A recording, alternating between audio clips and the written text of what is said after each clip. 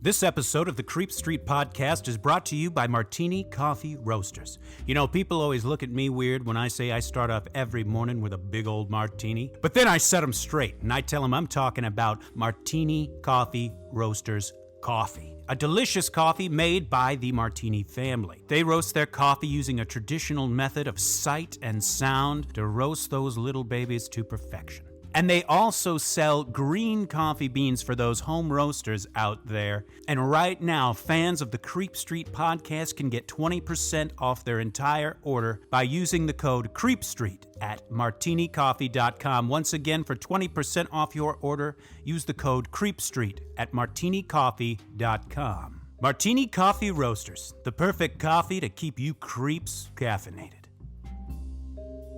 You've taken a wrong turn down Creep Street.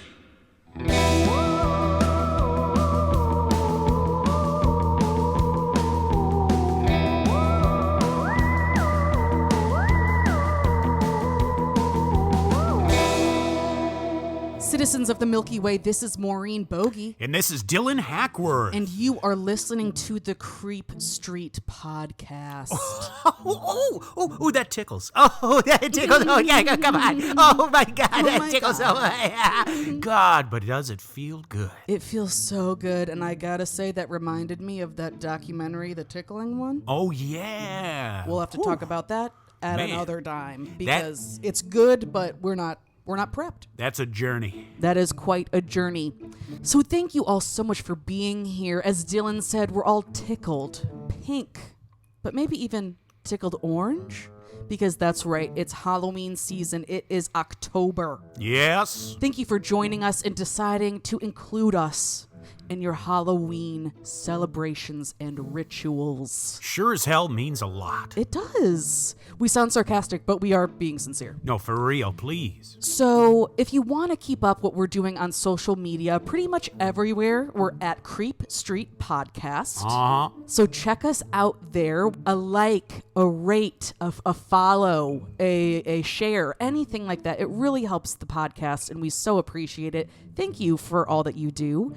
Now, if you're looking for more Creep Street, you know what I mean? If you need more content, than we're able to churn out fast enough for you, you can head on over to patreon.com/Creep Street Podcast. Oh, yes. And there we're going to have all sorts of wonderful, just incredible, informative, yet entertaining content. Yes, we're talking, movie reviews, interviews, conversations, full-blown bonus episodes. Yes. And just a bunch of other stuff, honestly. I know for the $5 and up tier, we've been doing I started a monthly thing last month called the Reddit series, which is a lot of fun, going through scary stories on Reddit, very freaky stuff.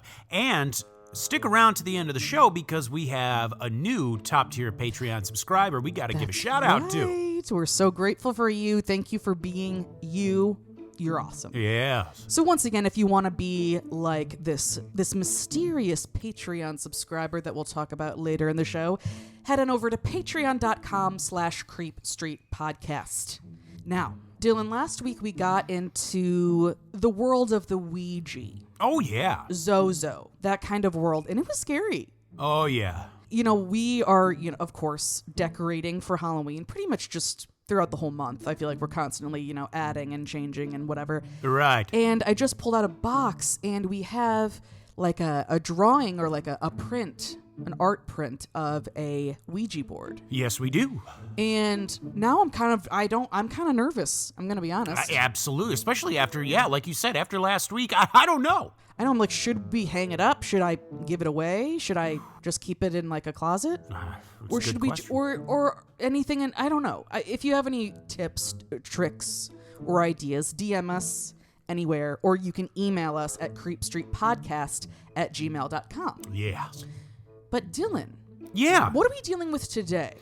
Well, Maureen, as we know, this Halloween season, you and I, we made it a point. We wanted to do stories that were kind of embodied those classic Halloween horrors. Yes, yes. When you think of Halloween, you think of ghosts.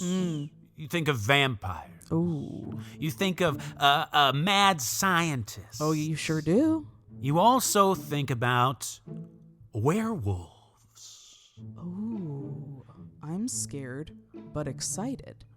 Folks, today's episode is The Werewolf of Bray Road.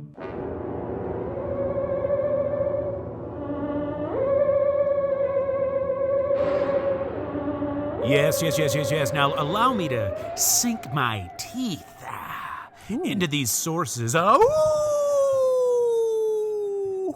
Oh my God, Yeah. that was exciting. You love your Yeah. sources so much you had to howl about it. I sure did, because good golly, did we go deep this week. Oh gosh. First of all, 2 books. Oh, nerd.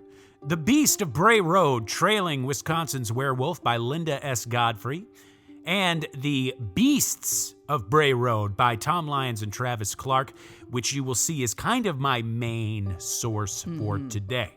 Nice. As well as the Beast of Bray Road entry on fandom.com and the documentary The Beast of Bray Road. Incredible. Now, this will be a different sort of telling of the legend of the Beast of Bray Road. This is a common one, especially in cryptid world, in just paranormal world in general, especially here in the United States. The Beast of Bray Road is one that gets tossed around a lot.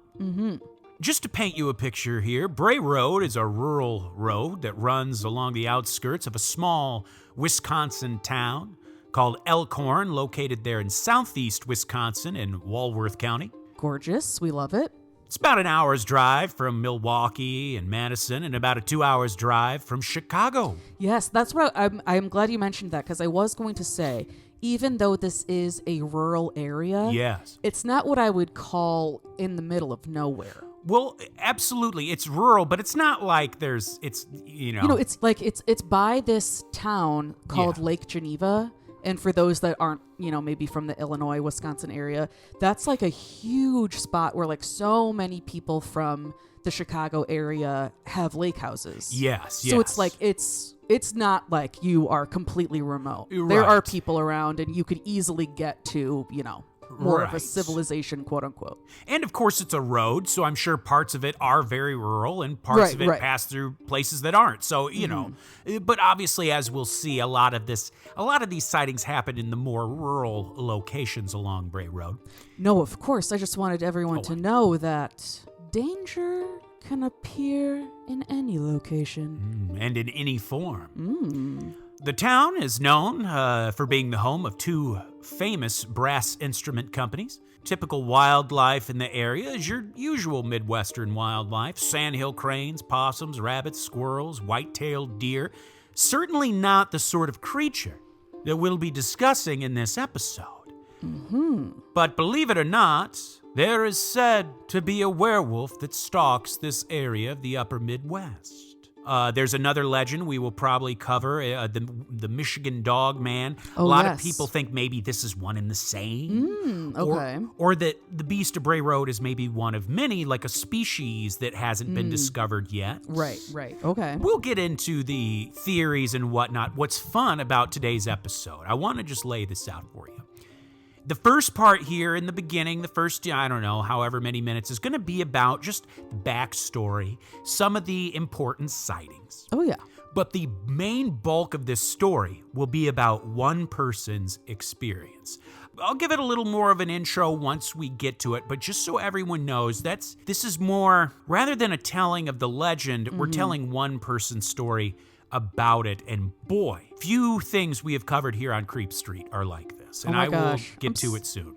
The bulk of the sightings began in the late 80s, early 90s, but some say the first sighting may have gone all the way back to 1936. So the story was shared by a man named Joe Shackleman. It didn't actually happen to him. It happened to his father, and he would tell the story, many years later. You see, back in 1936, Mark Shackleman Sr. was a night watchman at the St. Coletta Catholic Convent, and this encounter happened at midnight on 2 separate occasions.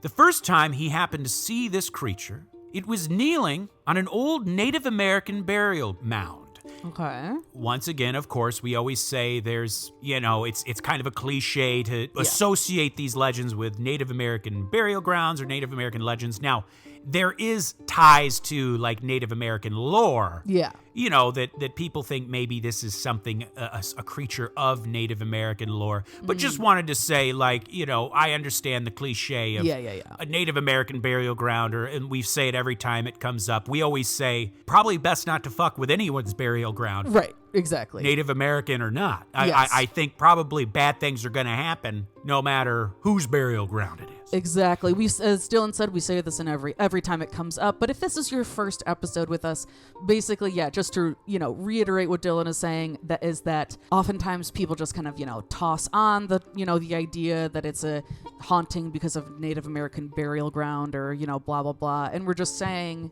that's kind of a ignorant thing just to toss on something that you don't understand. Yes. But at the same time, I mean, like, sometimes we Yeah, believe that there's sometimes- ghosts of every race. Right. So, You're right. And maybe some of these things are tied to Yes. Native American burial grounds. We're just saying the cliche always tries to put that in there, especially it's become like a big Hollywood cliche. Yeah. So just letting everyone know, we understand that the whose burial ground it is, you probably just don't fuck with anyone's graves. Keep a keen eye. So the creature seemed like it was clawing at the ground, but it fled when the man approached.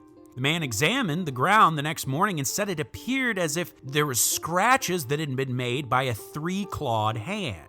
And it also seemed like the beast had curled its thumb when it clawed, the same way a human folds their thumb in when they're making a claw, like a claw formation. With their hand. Right. Well, the very next night, the night watchman saw the creature again. Once again, it was kneeling and digging at this same burial mound. This time, he had with him a big, heavy flashlight that doubled as both a light and a club if needed. But this time, when the man approached, the creature did not flee. In fact, it stood up, standing a height of about 6 to 7 feet tall. Good Lord. He later described the creature, saying it was covered in dark or even black fur, and it smelled absolutely awful, like rotting meat. He said it looked right at him and growled in a way that he described as almost like a 3-syllable growl. It almost sounded like there was syllables, like it was trying to pronounce a word. He described the sound of its growl not as being entirely animalistic, but almost as if it had human qualities. It was almost like it was saying Gadara. Now, we'll get to that in a minute, but this guy knew he was no match for this creature. He says he quietly said a prayer, slowly turned around, and began to walk away. He looked back briefly only once and said the thing almost seemed to sneer at him. But he never saw it again after that night. But something interesting about the word Gadara. Maybe there's more to it. You see, Gadara was also the name of an ancient city that was in the region that was once the Roman Empire. Today, it would be modern-day Jordan, country of Jordan. Okay. And this ancient city was the site of an important biblical event. Here is a reading from the book of Matthew, chapter 8, verses 28 through 34. Oh my gosh, we're going to church. And when he was come to the other side into the country of Gadara, there met him 2 possessed with devils, coming out of the tombs, exceeding fierce, so that no man might pass by that way. And behold, they cried out, saying, What have we to do with thee, Jesus, thou Son of God? Art thou come hither to torment us before the time? And there was a good way off from them a herd of many swine feeding. So the devils besought him, saying, If thou cast us out, suffer us to go away into the herd of swine. And he said unto them, Go. And when they were come out, they went into the herd of swine. And behold, the whole herd of swine ran violently down a steep place into the sea, and perished in the waters. And they that kept them fled, and went their ways into the city, and told everything, and what was befallen to the possessed of the devils. And behold, the whole city came out to meet Jesus. And when they saw him, they besought him that he would depart out of their coasts. So this is a story. I was reading the King James Version there. I understood. In case it wasn't clear, essentially it's a story about God came to this town. There was 2 men possessed by devils. Notice that they came out of the tombs and they approached him violently. If you read the New International Version, it says this. When he arrived at the other side in the region of the Gadara, 2 demon-possessed men coming from the tombs met him. They were so violent that no one could pass that way. Meaning it was almost like they were blocking the way or something, and they were coming out of tombs. Okay. So interesting that if that's what the werewolf was saying. Yeah, that's very interesting. Notice he was on a burial mound. He was amongst the tombs, amongst the graves. And I'm sorry if you already said this, but did the man who saw this, did he recognize that word from the Bible, or did he realize that later? You know, that's a good question. I don't know if he recognized it and if he just heard that word and repeated it and someone was later like, hey, you know, so that's actually a good question. Yeah, just curious. Well, in 1964, there was an encounter with a similar creature, if not the same one, in the town of Harvard, Illinois. Dennis Fulis was driving home around midnight from where he worked at the Admiral Television Corporation. He had just turned onto Highway 89 from Highway 14 when he saw something running across the road. The thing was covered in dark brown or black fur and had to weigh at least 400 to 500 pounds. Jesus. In his estimation. He described its height as being around 7 to 8 feet tall, and he saw the thing leap over a barbed wire fence, and that was the last he saw of it. In 1972, a police report was filed by a woman who claimed that a large beast tried to break into her home through the back door. She also reported that the creature returned to her home again on a second occasion and actually hurt one of her farm animals, leaving an awful claw mark that stretched from one shoulder to the other. There wasn't much in terms of evidence, but a strange footprint was found, and this footprint measured over 12 inches in length. Wow. Also, notice that the animal tried to break into the house the same way a person might, through the back door. And you're going to notice in our main story tonight, there is also an intelligence, it seems, when it comes to certain things like that. Okay. Now, the late 80s, early 90s is where the bulk of the sightings happened. So I'll give brief descriptions of these till we get on to our main tale of the night. It was Doris Gibson, who came forward in 1991, that kind of finally made other people feel like it was okay to come forward with their stories. A lot of these had been building up, but people were too afraid to mention them. Right. And we'll get to her sighting in a moment, because in autumn of 1989, a young woman named Lori Endrizzi would have her famous encounter. It was about 1:30 a.m. when she was driving home one night along Bray Road, and when she first saw the creature, its back was to her. It was kneeling and holding something in its claws. That's when it turned its head and looked at her. It did not run away, and it did not seem scared. Its eyes glowed in her headlights. Here is what she said about it. To this day, I believe it was satanic. It was just my feeling. I don't really believe in werewolves per se, but I guess something could be, well, conjured up. My grandmother was very religious, and she believed it too. Now, for Doris Gibson. It was Halloween night, 1991. Oh my gosh, 1991? Yes, the year you were born. Oh my gosh, this was my first Halloween. Yes. She was driving home along Bray Road, and as she came to an intersection of Bray Road and Hospital Road, she felt a sudden jolt that shook her entire vehicle. It was as if she had hit something. So she quickly pulled over to see what she might have hit.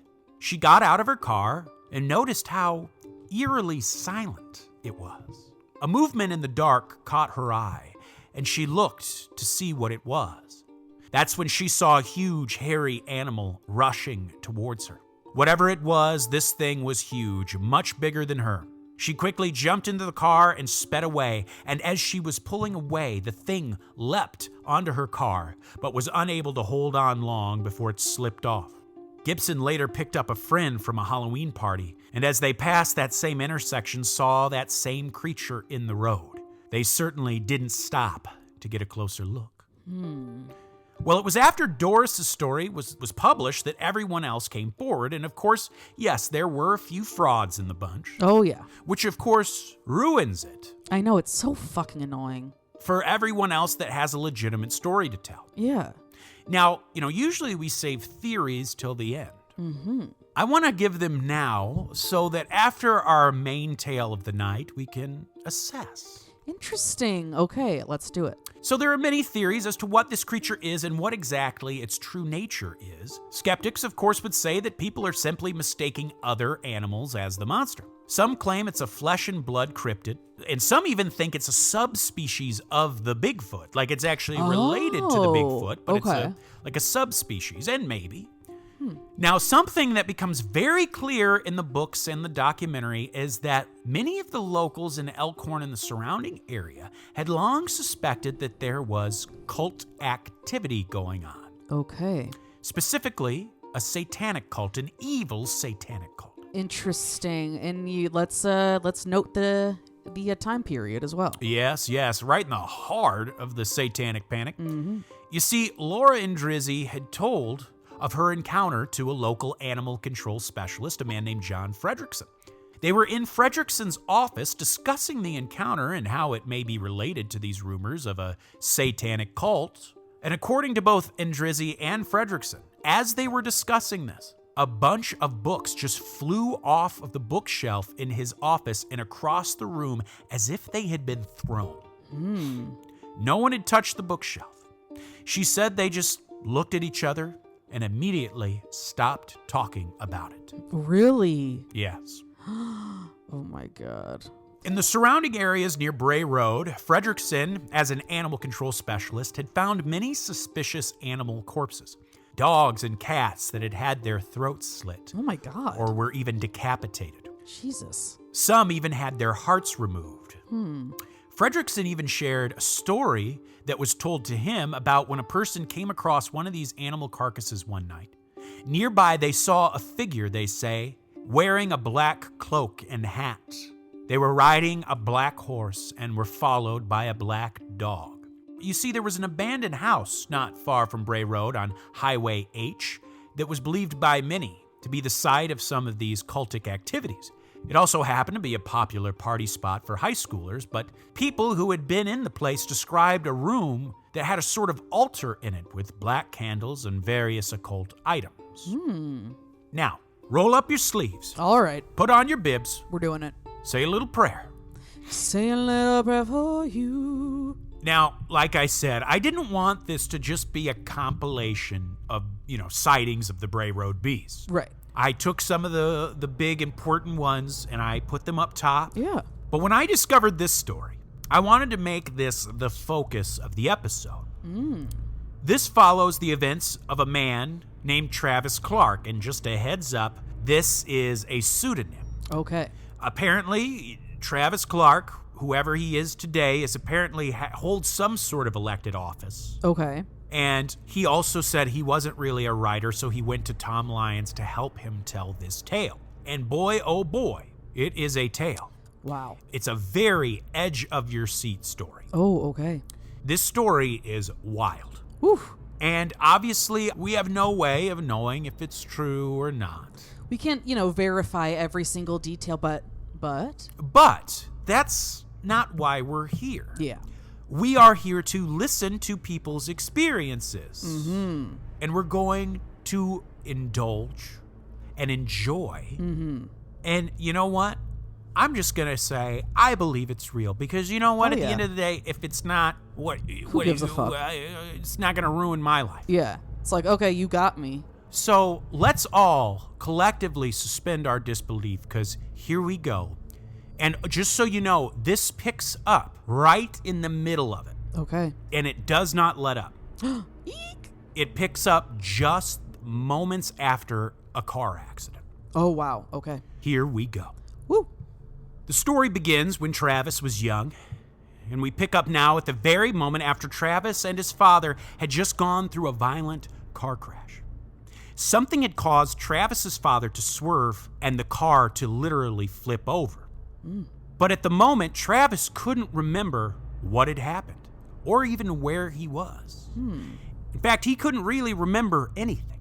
The only thing he knew at this moment was that he was hanging upside down in his father's truck.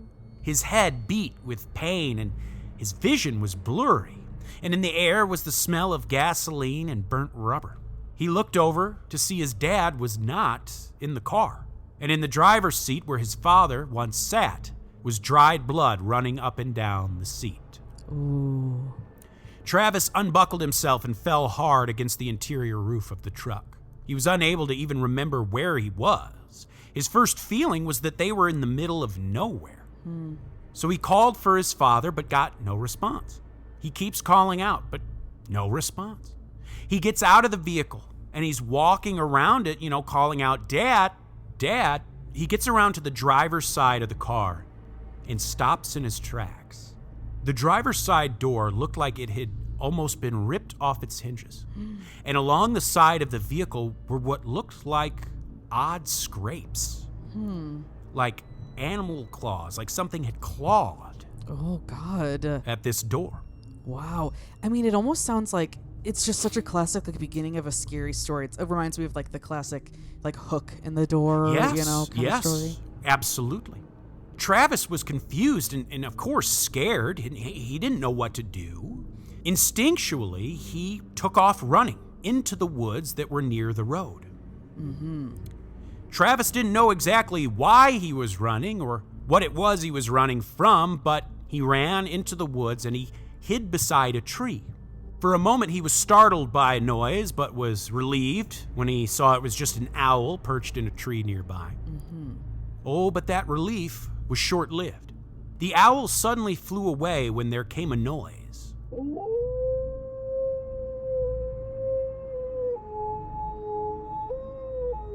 And this noise, according to my source, was like a deep growl that turned into an almost human-sounding cackle. The only way Travis could truly describe this sound was as simply evil. And a moment later, there came the sound again. This time, the growl almost seemed to have an otherworldly echo to it that ended in a sort of low-pitched yap. But much to Travis's relief, he heard the sound of an approaching vehicle coming down the road, and he could hear it slow down as the driver clearly noticed the wrecked car in the middle of the road. He listened, and a few moments later, Travis could hear the voice of a person call out, "Hello? Anyone there?" Travis could hear the sound of rock music coming from the person's car. Travis ran out of the woods shouting, "Here I am!" At this time, it was nighttime, just so you know, and so Travis couldn't really see who this person was. Add to that, the headlights from this person's car were sort of shining in his direction, so between that and, of course, the splitting headache that he had, he couldn't really see who this person was. He could only make out shapes and silhouettes. In the haze of the night and the headlights, Travis could now make out the shape of two men. He was so happy that help had arrived. But then at the same time, a strange feeling came over Travis. He had this instinctual feeling that he shouldn't go any farther. He stopped in his tracks. Despite his impaired vision, Travis could tell that one of these silhouettes was much larger than the other. The man called out again, "Hey kid, you still there?" But Travis didn't answer. The horrible realization swept over him that the two figures he was seeing had not been traveling together. In fact, this man seemed unaware that the other, much larger silhouette was behind him. Then it happened in a sudden flash of violence. The man was hardly able to scream when suddenly he was struck hard and swept off his feet by this large silhouette. Travis heard the sickening thud of the man's head hitting the pavement. Oof. It was as if the man had been sucked into the darkness of the woods so quickly, he was barely able to make a noise. Oh my God. Once again, all was silent. All Travis could hear was the faint sound of the rock music coming from the man's vehicle. Travis didn't know what it was he had seen, other than it was some kind of animal.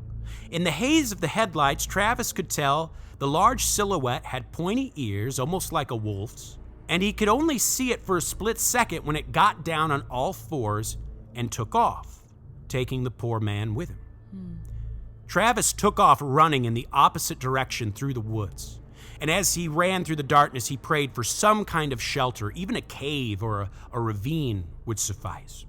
For a moment, Travis could hear what sounded like trampling to his left. It sounded like more than one. Travis ran on as fast as he could until the noise subsided. Whatever it was, it didn't seem like it wanted to chase him at the moment. So Travis stopped for a brief moment and gulped in air, trying to catch his breath. He hid behind a tree when he thought he could see a dark shape moving in the distance. When it seemed like the figure was approaching Travis, he took off running again, using every ounce of energy he had left. Through the trees, Travis could see a clearing. It was a field. Given the darkness, Travis had no idea he was running towards a swamp until his feet sunk into the earth. Oh no. It was a cold autumn night, and as the cold water hit Travis's body, the shock of the cold actually gave him a burst of energy. But now his legs were stuck, and in absolute horror, Travis clawed at the ground as he dragged his legs out of the thick, murky swamp. Oof. But he was able to get free, and as Travis stood up, he once again heard the creepy, cackling noise. He crept along the side of the swamp, listening intently. He heard the cackle again, this time from a different direction.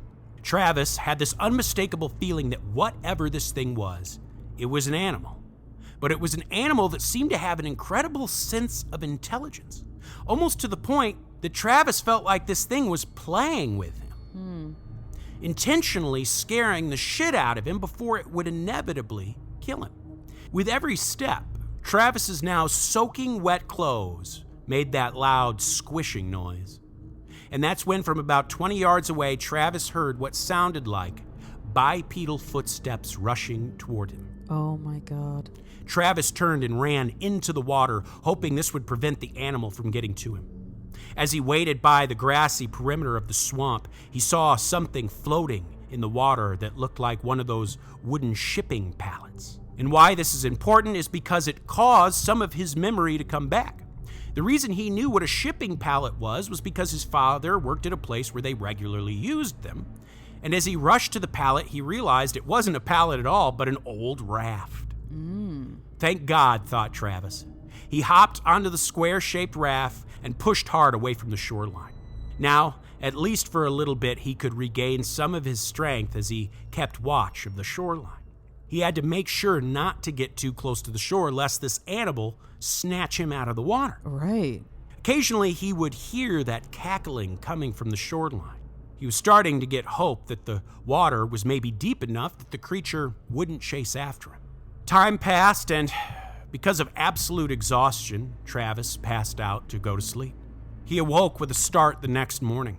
He was unaware he had fallen asleep even. While asleep, he had had this nightmare that the creature had followed him into the swamp and even ripped his foot off. Jesus. And actually how they write it in the book is at first you don't know it's a dream. Oh. Until he's like, the next thing I knew, I woke up and it was just, I remember thinking like, holy shit. Yeah. That's a lot. He immediately looked down and was relieved to find that both of his feet were still intact. This was when, faintly in the distance, Travis heard what sounded like the voice of a woman. He paddled his way to the shore and looked around, trying to determine the direction from which the voice emanated. He made his way through the meadow and along the forest line. He found an overgrown trail and decided to make a break for it. After a bit of walking through this trail, Travis felt immense relief when he saw a burgundy-colored car parked in a clearing in the woods. He rushed towards it and found an entire campsite and camper van. Finally, maybe he had found help. Travis looked around the campsite but didn't see anybody. "Hello?" he called out, but no response. That was when Travis noticed there was something off about this campsite. There was a table that had been tipped over and all of its contents were now scattered on the forest floor. He also noticed there was mud slung all over everything. There was even a clothesline on which clothes were hanging, but they now too were just covered in mud. But his confusion turned to horror when Travis got a better look at the vehicle. On it were the same claw marks that had been on the driver's side of his dad's vehicle. Oh boy. 3 of the 4 tires of this car had been slashed and were flat. Oh my God. Travis was so confused. The claw marks were certainly from an animal, but what animal would know to slash tires to immobilize a vehicle? Exactly, yeah. There was a camper there, and he knocked on the camper door, but got no answer. He debated whether he should go in or not, but eventually decided it was the best choice for his safety. So he went in and luckily was able to find some soup cans and was able to eat. He was surprised to find that the interior of the camper was actually very tidy, which seemed to indicate that the folks camping there had left in a hurry. In one of the bedrooms, he even found a turquoise-colored diary. And while Travis understood you shouldn't read someone else's diary, Don't do it. It's never gonna end well. he figured it may also have some answers about what was going on. And that's also true. It was written by a woman named Laura, who had been out there with her father. She was looking for black bears, and apparently her father was a nature photographer. And her dad, however, seemed to believe in some sort of a strange beast that people had said had been spotted out there. Okay. And in this diary, Laura described seeing this creature from a distance a few times and how it would move both on all fours and also on its hind legs in a bipedal stance. She mentioned how limber it was as it stood up tall and was able to scratch places of its back that, a normal person couldn't reach. It was very limber. She noticed that this thing had almost human-like traits. Well, Travis is reading the diary, and he scarfs down a couple cans of chicken noodle soup, and also being completely dehydrated and exhausted, and now with food in his stomach, he fell asleep. You can't blame him. It was night when Travis suddenly awakened again. He was awakened by a howling in the distance that ended in that hyena-like cackle. He laid there for a moment getting his bearings and realizing he must have fallen asleep for hours as it was now night once again. He jolted to his feet when he realized that he had never locked the door of the camper. He ran over and locked it, and that's when he heard the howl again. And now it seemed to be closer. He considered stocking up a backpack he had found with water and food and trekking out to find help. But after hearing that howl again, he decided it was best to stay inside the camper. And still exhausted, Travis fell asleep once again. Now Travis is awakened again, this time by a strange noise that came from somewhere just outside the camper. He sat up, unsure if the noise he had just heard was just something in a dream that just happened to wake him up. So he listened, and there was just silence. He got relaxed, and his eyes were closing, and he was just about to fall asleep again when he heard the noise again. It sounded like someone walking around the exterior of the camper. Oh my God, this is my nightmare. The sound of the walking, though, sounded bipedal, and for a moment that made Travis happy. Perhaps it was someone who could help. But then he remembered Laura's diary and how she described this strange creature as pacing on two legs. So he laid there in silent terror, listening. Travis was able to actually fall asleep again after some time, and then the noise went away, and he was thrilled when he woke up to find that the sun was up. It was probably around 6:30, 7:30 a.m. Between the rest he had gotten, the water and food he had found, Travis was actually feeling much better. But was this creature nearby? He had no idea. It only seemed like Travis ever heard or saw the creature when it was nighttime. But then he remembered in Laura's diary that she saw the creature during the day. Or at least her creature. Who knows if it was the same thing? Right. So he took a deep breath and he stepped outside to take a whiz. Oh, yeah. He was peeing and it seemed like the coast was clear. But when he turned around, something awful caught his eye. On the hood of the car was the carcass of either a raccoon or a possum that had literally been turned inside out. Oh my God. It was weird. An animal wouldn't do that. Right. It almost seemed like this was an intentional threat. Yeah. Like someone or something was saying, I'm coming for you. Yeah. And it also just shows like, yeah, I'm capable of doing this. Yeah. I'm not just gonna, I'm not just your run-of-the-mill beast or murderer or whatever you want to call it. Yeah, this is this is so scary. Oh my God. Oh yeah. Well, Travis dashed back inside the camper and locked the door. Just knowing there was a poor dead animal on the hood of the camper made him sick to his stomach. It felt so personal. If it was a person, why wouldn't they just break in and kill him? Maybe it was just some assholes playing a prank and scaring him? Here he was in the middle of nowhere, Yes, he did have shelter, but it was also a feeling of being trapped. So fed up and scared, Travis rushed to the steering wheel of the camper and hit the horn several times. According to Travis, he must have hit that thing at least 50 times, hoping and praying that someone would hear him and come to help him. When he finally stopped, all was silent. He must have scared the birds away because even the birds were quiet. That is the idea of just complete silence in nature. Yes. Very scary. Very scary. Well, that's when Travis heard what sounded like the faint sound of approaching footsteps.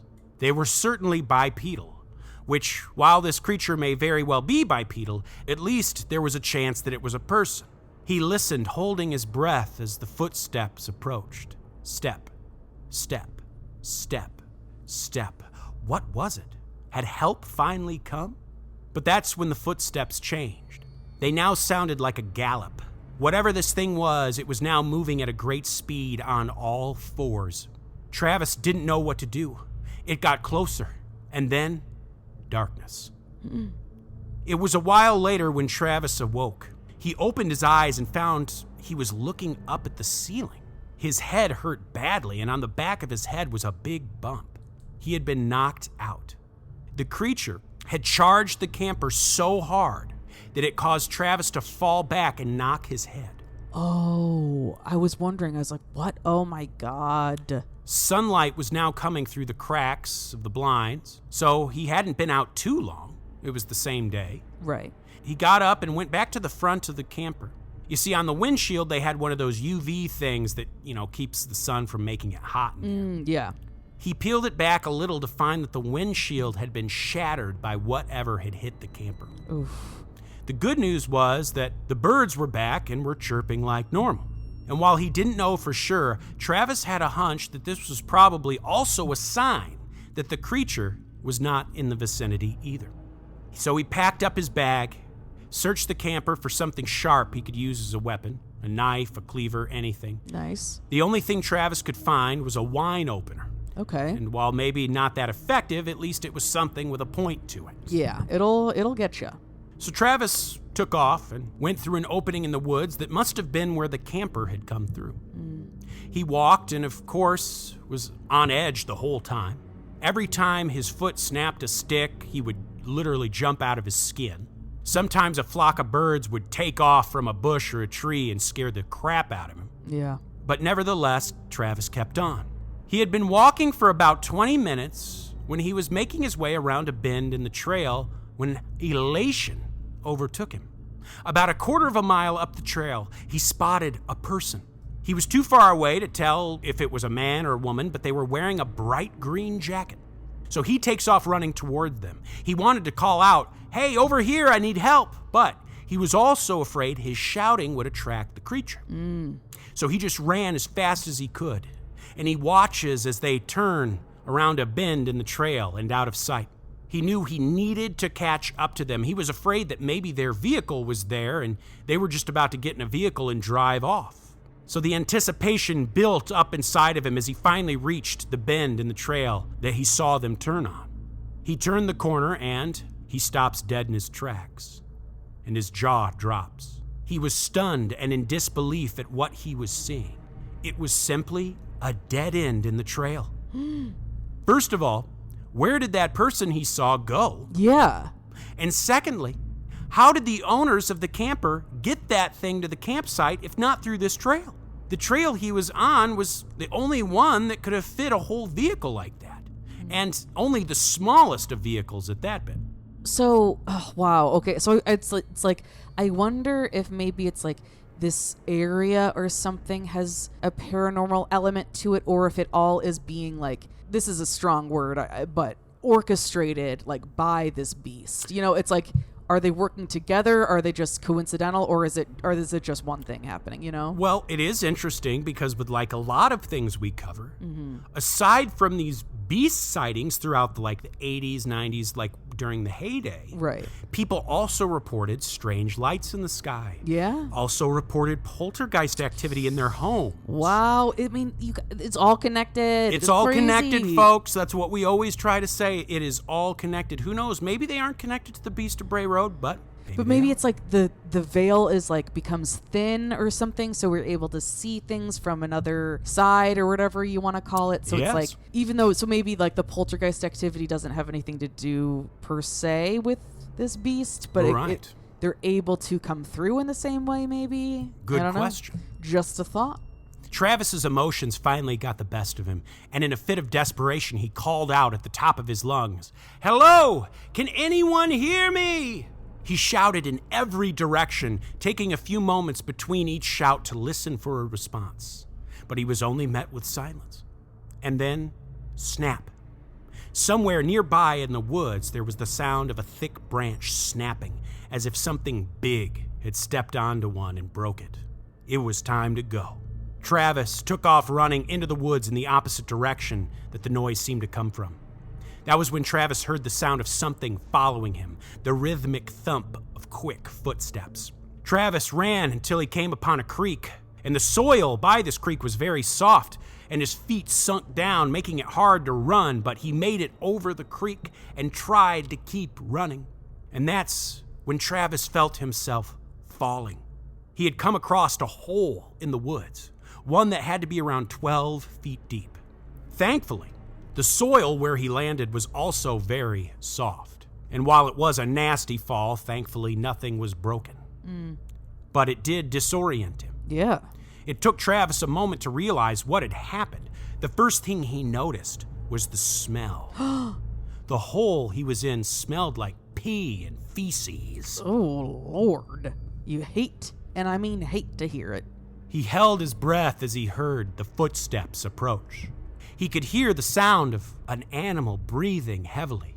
And looking up from the bottom of the hole, Travis saw a snout appear and two beady eyes look down at him. And that is where we are going to end Volume 1 of The Werewolf of Bray Road. Oh my gosh. Folks, Wow. this story in part 2, in Volume 2, it's going to be a 2-part episode. Mm-hmm.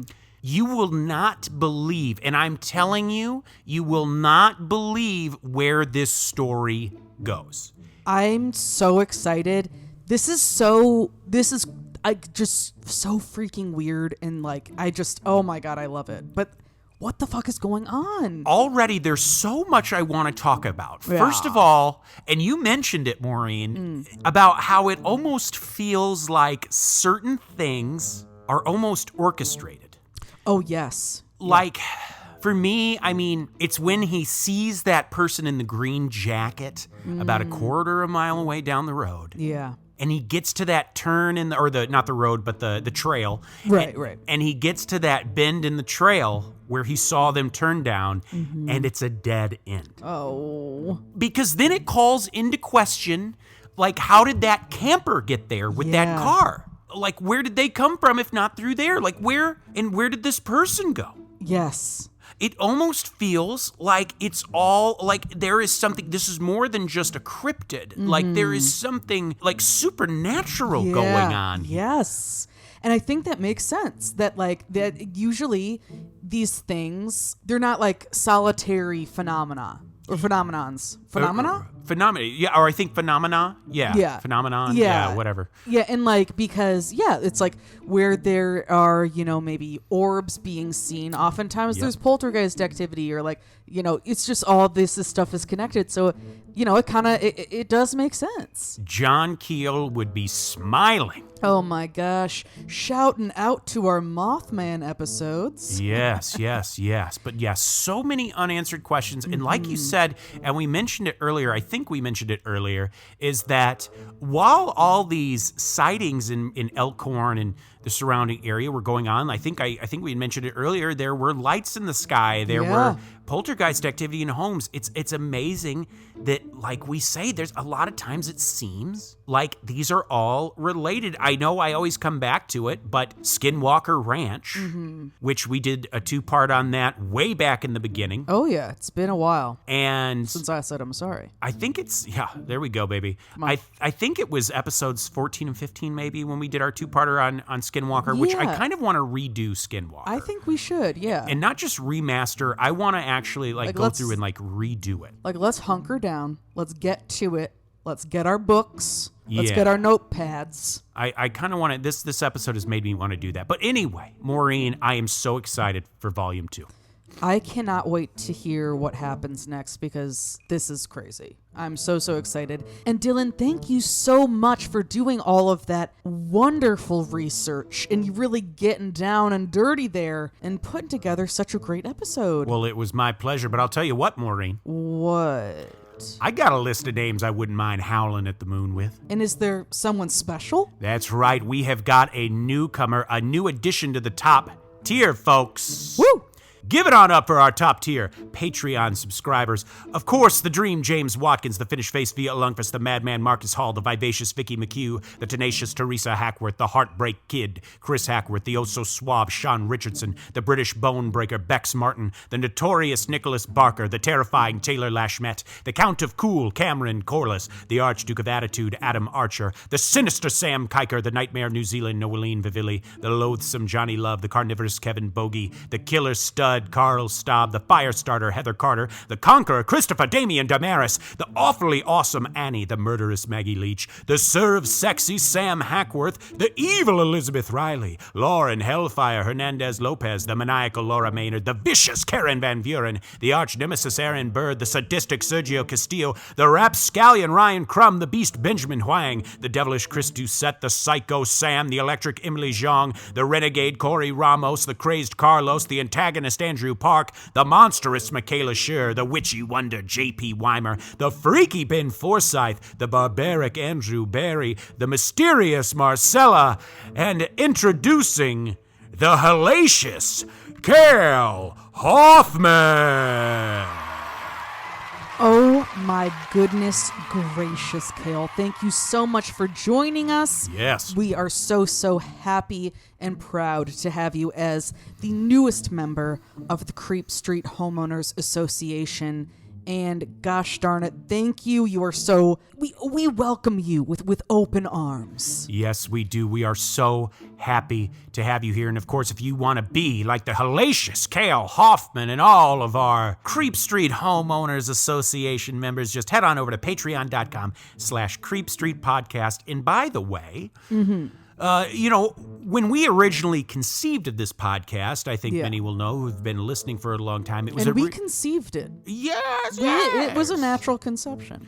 And we originally, the idea was to do a podcast dedicated to cults. Yeah. And while we still do cover cults, but our, obviously our focus has covered all things strange and creepy and scary but we thought it would be nice to start doing something on the side to sort of raise awareness for these things. Yes. Finding ways to raise awareness about the, cultic abuse and how way more prevalent I think it is than people understand. Yeah. There's many organizations out there, the Catherine Oxenberg organization, the I Got Out, there's many of them. So in the future, we're brainstorming ideas. We would like to find ways of sort of raising awareness of this and also maybe helping these organizations, Yes. whether it's through fundraising or just by talking about it or Yeah. having guests on. That's something we would love to do. So that's something, it's in the early stages, but if anyone listening, if you know good ways to get that going, let us know. Yeah, because this is something that we really have been meaning to do and wanting to do for so long. And I'm just so happy we're doing it, and I can't wait. Also, Yeah. the first inaugural, if you will, episode of the Creep Street Book Club. I've heard of it. Oh, yes, okay. Will be up on YouTube Ooh. on Halloween. Ooh, there's a little bit of, talk about a little more treat than trick, if you ask me. Folks, yeah. that'll be a little something for your candy bags. That's right. Now, if you haven't heard about it yet, there is a new thing that I will be doing on YouTube, which is a Creep Street Book Club, where each month we will read a different book. And at the end of the month, we'll have I'll post a little video about it. You'll be able to submit questions beforehand. We'll answer those questions or talk about those topics or anything like that. Oh, yes. And our first book that we will be reading is called I'm in Love with Mothman by Paige Lavoie. And folks, let me tell you, I actually read a few pages. Yeah. And boy, is it steamy. Yes. And to a degree that I didn't know it was going to be as steamy as it is. But what can you do? It's a happy mistake, folks. Seriously, imagine like 50 Shades of Grey meets cryptids. Yeah, I mean, you gotta roll with it. And I'm excited. I'm really into it. And I cannot wait to hear your thoughts and hear your theories and your questions and everything like that. If vampires can be sexy, why not interdimensional moth people? I mean, seriously. Like, it's 2023. I mean, come on. It's the 90s. Yeah. Also, please, if you enjoy the show, please like, rate, subscribe, post about us, share us, tell your friends, tell your coworkers. Yes. Anything like that. We so appreciate you and your support. That's right. Can't wait to dive into part 2 next week.